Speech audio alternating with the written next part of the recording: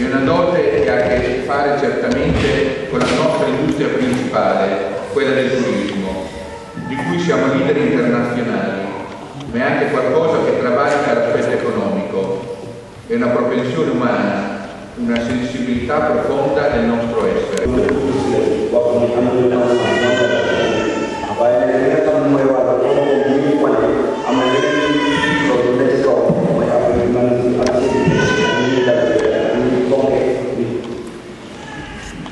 Il nostro territorio crescerà in ricchezza e benessere solo se riuscirà ad essere coeso ed unito in tutte le sue parti. Per questo, come provincia di Rimini, siamo convinti, anche a livello istituzionale, vadano ricercate proposti e promossi momenti ufficiali di incontro e confronto come realtà come la vostra.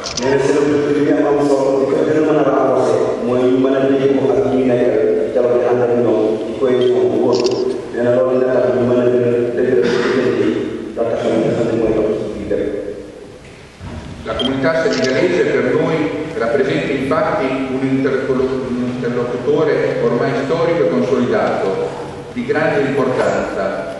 La decisione della nostra giunta provinciale di istituire il 12 giugno di ogni anno come la giornata Sheikh Amadou Bamba, come giornata culturale e religiosa dell'associazione senegalese, va in questa direzione.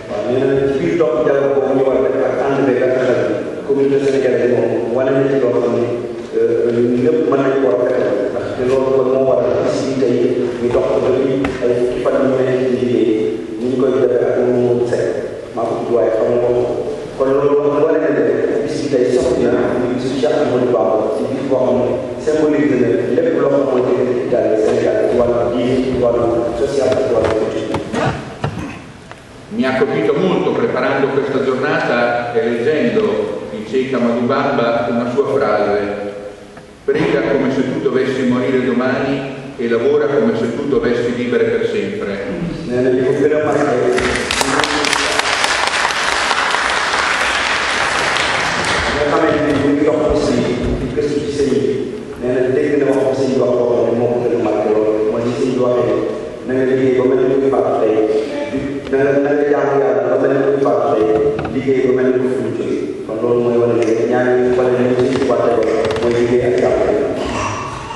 L'economia del Senegal ha avuto un grande contributo a seguito della dottrina di Sheikh Amadou Bamba, in quanto ha insegnato che la salvezza è dovuta al lavoro, non importa se e quanto duro, svolto durante la vita. Loolu rek mën naa yor lu ne ndax gëmloo ne liggéey moo am solo liggéey dépendre ci métier bi wala jafe-jafe liggéey mooy nga def ko rek sàmm sa liggéey loolu ñu ko toppal mën naa defal. La sua visione moderata e illuminata del lavoro per il resto della propria comunità ha inoltre fatto da barriera per l'avanzamento di un islamismo più radicale e intollerante. Infatti i due concetti principali che lo Sheikh introduce spesso nei suoi racconti sono l'adorazione di Allah e l'amore per il lavoro.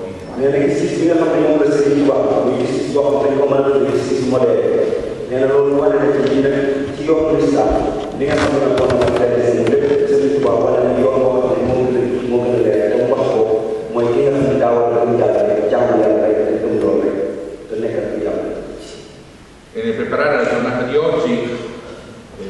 devo dire che abbiamo ricordato, riscoperto una situazione per cui lasciatemi concludere con il ricordo di una persona che ha profondamente segnato la nostra comunità. Il fatto che questa importante giornata sia stata sancita proprio quest'anno assume infatti una particolare valenza simbolica perché ricade nel 10° anniversario dell'omicidio avvenuto il 27 giugno 2001 di Sarga Isamba Diouf,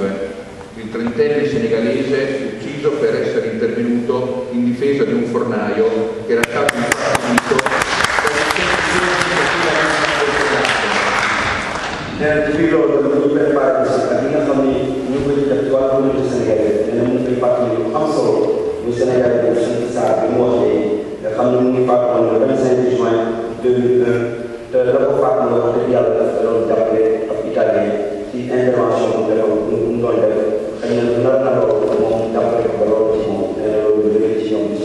intervention che deve portare tutta la nostra comunità ad una profonda riflessione rispetto ai temi dell'inclusione, dell'accoglienza, della convivenza civile e democratica tra popoli, culture e religioni diverse. loolu war nañoo fàttali ni kon ñun li ñu war a def rek mooy ànd nekk kenn ñu ànd doon liggéey yombal intégration bi dëgëral lépp suñu population. Che si deve ricordare che nulla è scontato e i tanti passi in avanti fatti non possono mai essere dati per scontati, ma vanno nutriti e rinforzati tutti i giorni affinché episodi come questi non avvengano più. nee na te mel ni te jooju mu def nag def la loo xam ne kenn waru koo fàtte dañ ko war di fàttali di ko xamal ne loolu mooy àdduna am na lu yoo xam ne ak bis yoo xam ne ci àdduna war nañ toujours di ko fàttali loolu bis boobu te boobu mais bis loolu ñu sant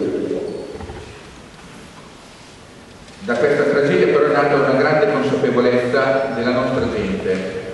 Ricordo infatti che nei giorni immediatamente successivi all'omicidio centinaia di riminesi hanno organizzato fiaccolate ed azioni di solidarietà concreta per ricordare Samba.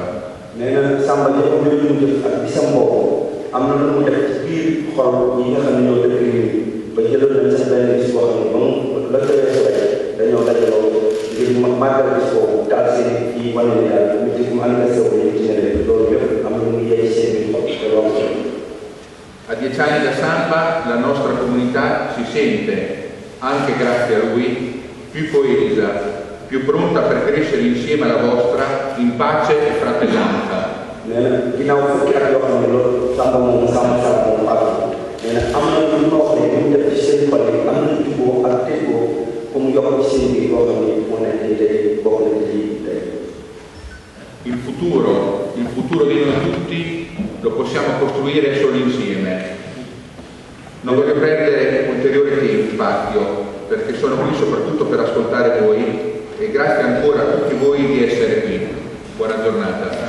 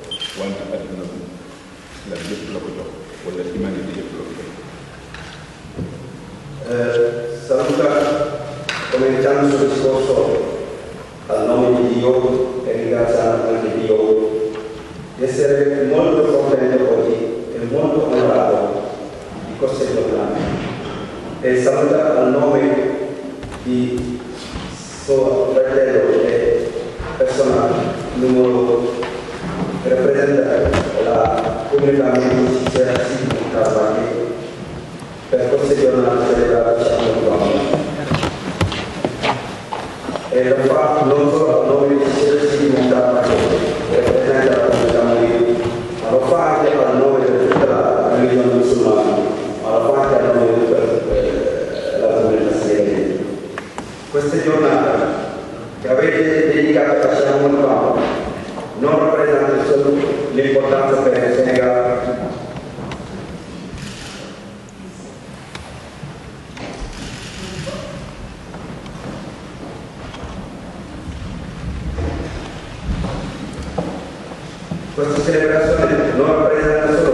l'importanza per il Senegal, ma l'avete fatto per il continente dell'Africa, l'avete fatto anche per tutto il mondo, ma l'avete fatto per tutta l'umanità del mondo.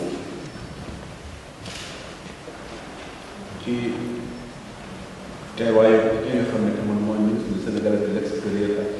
ak son excellence nga xam ne mooy consul du Sénégal fii ci Milan ak autorité sénégalaise yëpp